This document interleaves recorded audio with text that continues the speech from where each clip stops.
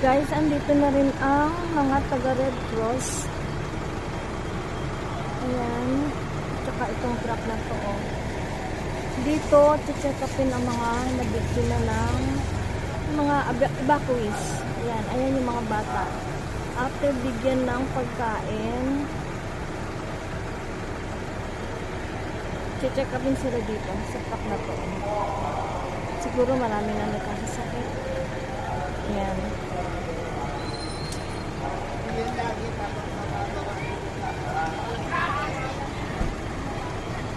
Ayan yung mga taga Red Cross. After magbigay ng pagkain, check up mo yung mga biktima ng bagyo. Mga evacuees.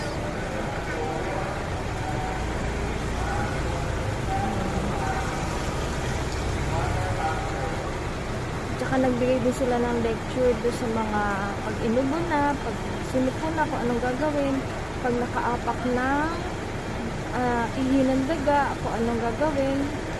Yan, nagbigay sila ng lecture kanina. Ayan sila, mga nakapila na yung mga storm victims.